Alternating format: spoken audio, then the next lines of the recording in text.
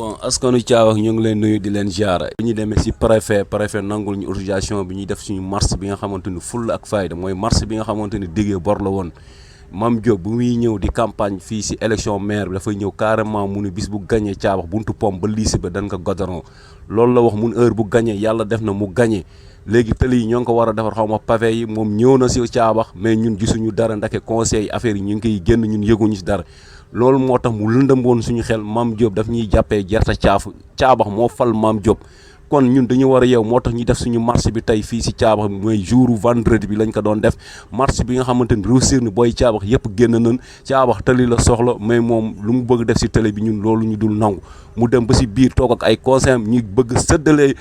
tali yi di ko def si yoonu koñu ñoom gaari boobu ñu dugal si koñu waalo ak tali Mame Diop bi mu tuddee mooy si Guana bi noonu après encore yoonu caabax bi mooy tali Mame Diop mu ni foofu lay pavé te mu bàyyi fee mu ni sees moo war a defar foofu te waxuñu woon loolu si biir campagne dafa waxoon ni day tali foofu moom moo ko waxoon ni buntu pom ba si classe ba loolu la waxoon kon nag diggee bor la daf ko waroon def tey nag mu ñëw def lu ko neex ak ay conseil ñu sëddale seen tali ruq bu nekk ñu fay dugal ay tali ñu koy dugal si ruq te principal tali bi te loolu la gën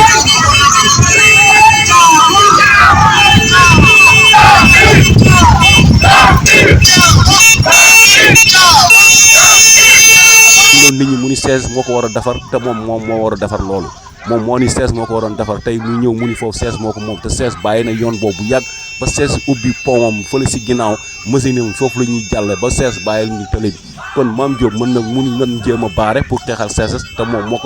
moom ñun loolu duñ ko def tey daf ñu bëgg boole ak waa 16 moom instant bi dafa ni 16 moo ko war a defar te moom daf ko war a defar yoon boobu yoon bu 16 yoonam nekkatu si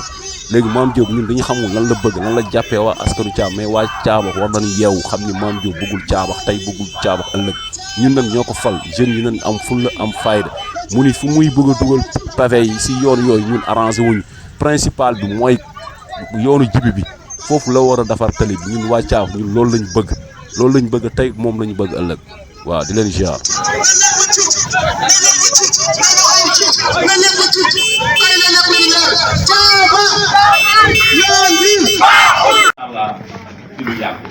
mënul naa leen wax daf leen ko leneen li nga xam ni mooy yoonu am na ku wax ci seen intervenant bi yoon boobu bokk yoon boobu mooy la piste principale bokkul ci 5 kilomètres 5 kilomètres yi yoonu Mame Diop la yoonu lycée hôpital bi jëlee ci piste bi yóbbu école Guana yooyu mu désenclavé cette zone loolu lañ choisir comme sur les 5 kilomètres beneen bi sur l'éclairage public wax naa leen caabax am na ay jamono xëcc courant yore sa xaalis doo mën xëcc courant la doom wax tey éclairage public la ñu wax te éclairage public bi dafay am xëy na lu tàkk ak lu tàkk donc on va essayer de dire bien élection nag lu tax ma wax leen lu ma gëm na leer élection lu tax ma wax leen lu ma gëm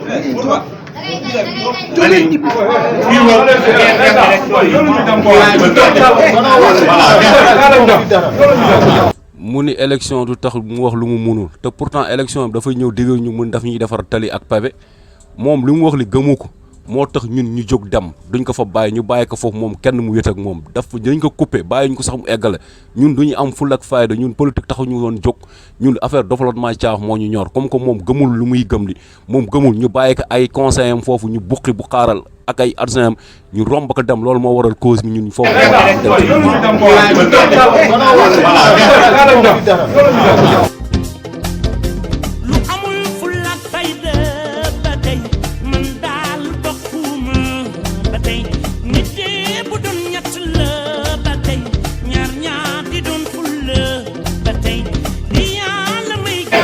élection yi